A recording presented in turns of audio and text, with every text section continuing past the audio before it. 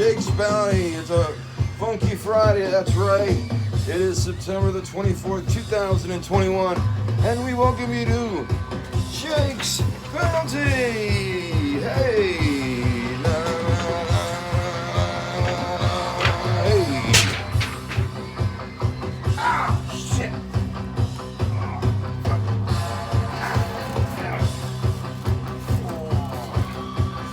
Mother Lord.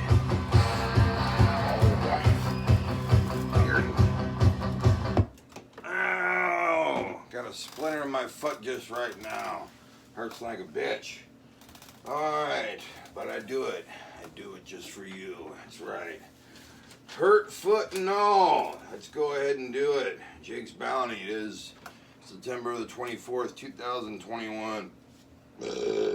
Alright, and I want to thank my sponsors, but before I do that, that was music from Cheap Trick. That was their song, Ain't That a Shame? Of course, that's by Fats Domino. We'll hear more from it later on.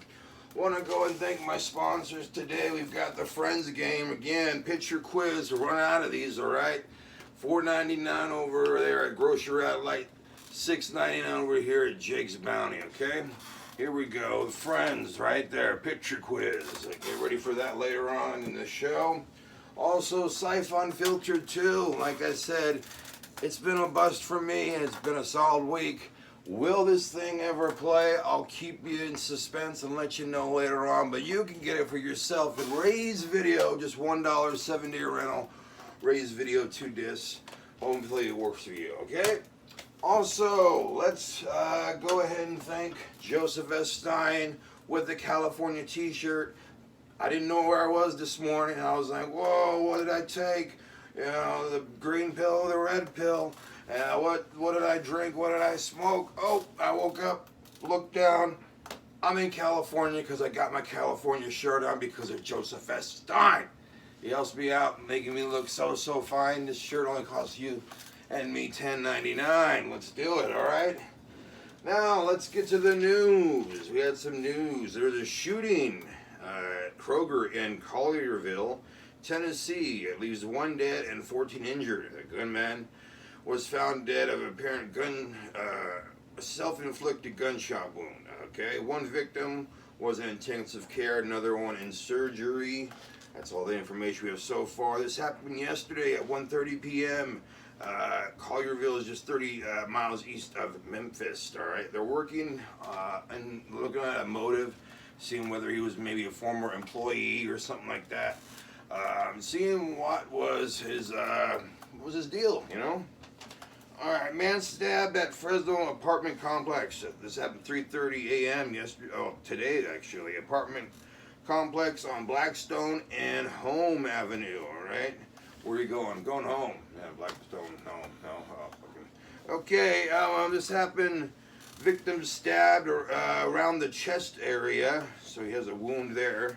Condition is not available this time, and no suspect ID at this time.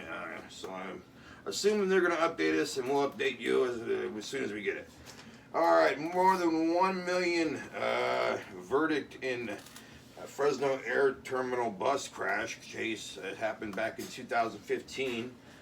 They ended up giving 1 million to Uber driver who was hit by a fax bus.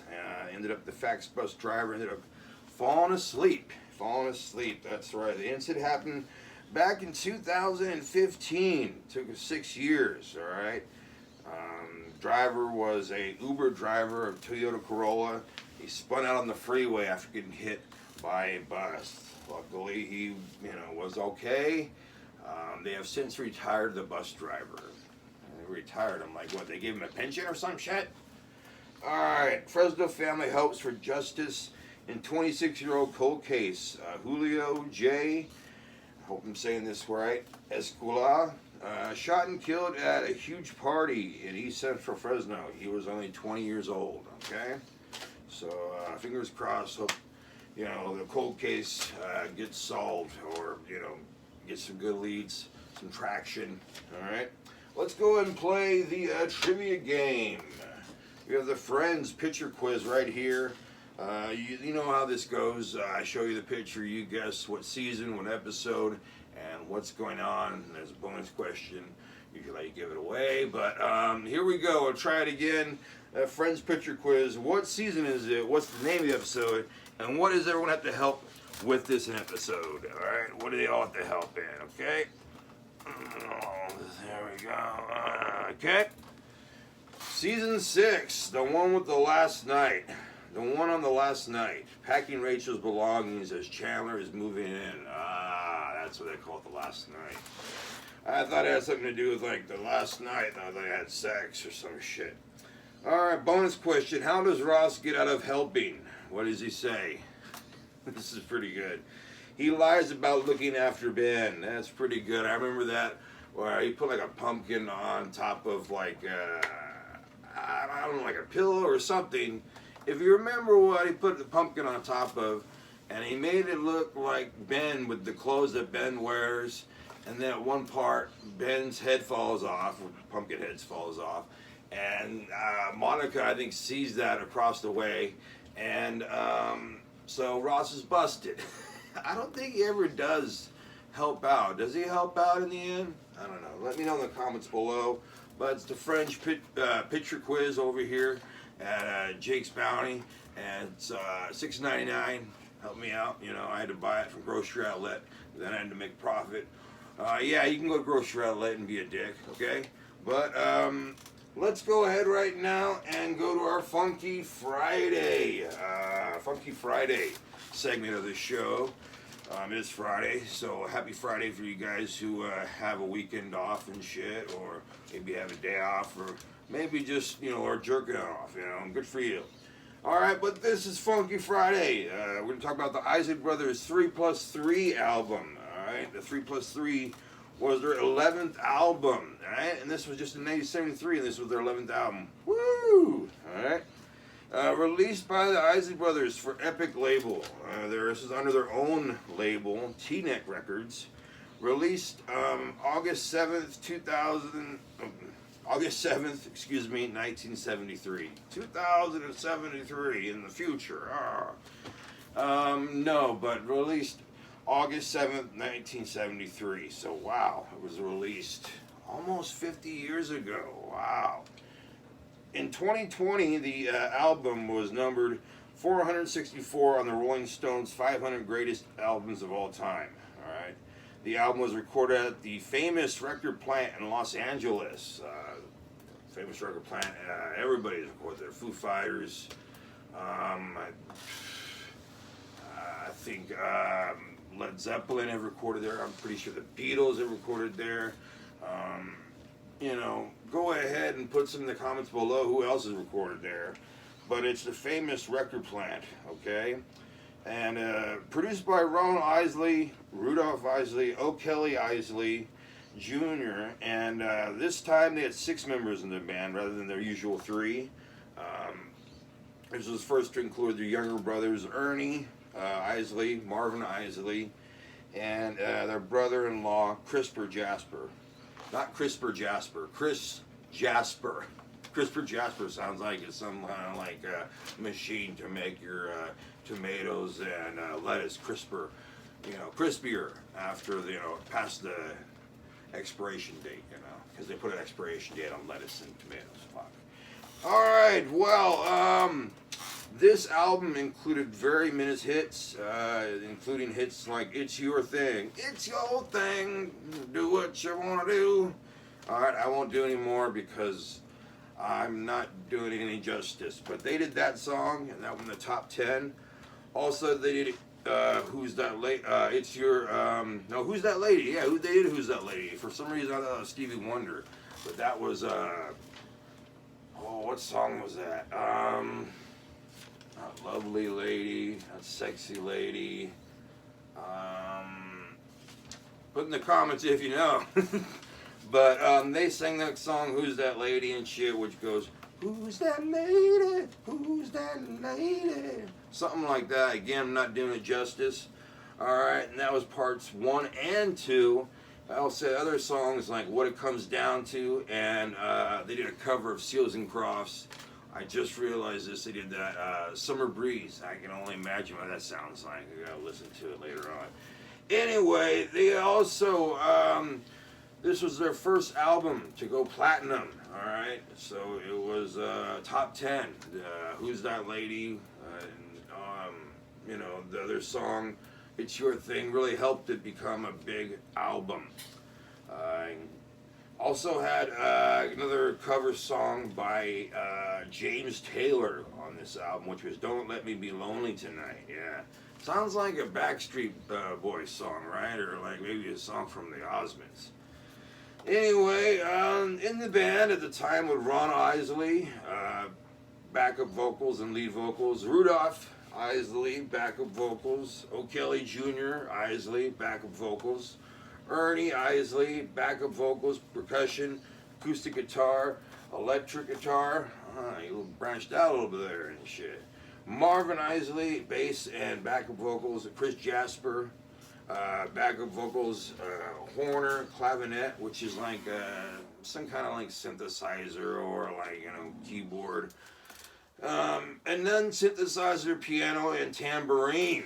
All right, you guys were very, very, very, very talented, and they still are a band today. You know, I think they released their last album just here in the last 2010s. I want to say 2017.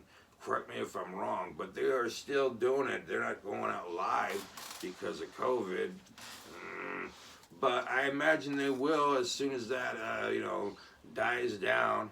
You know, they've been doing music since the 50s and are still doing it today. And they're all brothers. And I think a lot of them have, you know, done many things besides working with the, you know, the brothers as themselves. They've worked with, I know, R. Kelly. Maybe that's not a good thing to do, is to work with R. Kelly. But, you know, just on the music side. So don't look past the pissing, all right? And he's worked with other artists such as, shit. Well, I don't have it in front of me, okay? But a lot of artists, okay? So go look those up. The Isley Brothers. Go look up 3+3. Go look up any release. Look it up on Spotify, YouTube, any media, music platform. In your face. Hard words to say and shit. Alright, so I'm going to show you my cans, and then we'll say goodbye. I'll tell you a little story right now. When I was canning, this guy saw me canning, and he's like, hey, you want some of my cans? And he had some in his car, and he just kept on giving them to me. He had cans and more cans, and then he opened his trunk and he had more cans, and they were all alcoholic beer cans. And he's like, yeah, one of my relatives telling me I'm going to get pulled over for this shit. And here they are and shit right here. So we got some beauties right there. Another bag, we'll take you out. Blind Haze, Modelo, Budweiser, these are from him. Budweiser water. Buzz balls right there, chillers. If you guys like those, let me know in the comments below.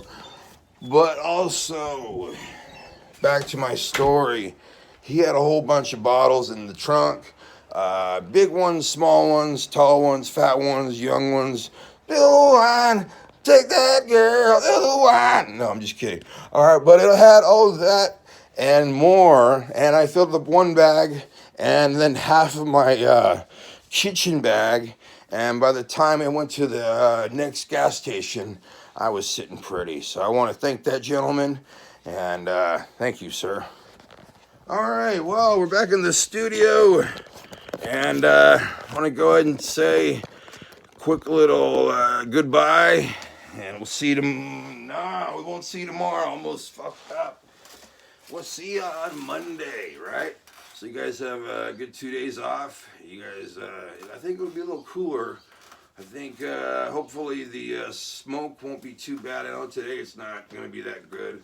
But hopefully the next 2 days the smoke will be better. Won't be that haze and shit. So you guys have a good weekend. Be good to yourselves and be good to each other. I also want to thank Joseph S. Stein for making me look so fine with my wardrobe. Friends picture quiz. Pick it up over here at Jake's Bounty or at grocery outlet. And also, let's play some more Cheap Trick with Ain't That a Shame. Fats Domino, they cover it. And I'll see you guys on Monday. Alright, have a good weekend. Jake's Bounty was filmed at Fornicate Yourself Records Production 2021. You can follow his Facebook, his channel, his website, ring that bell, leave a like, and as always, please subscribe.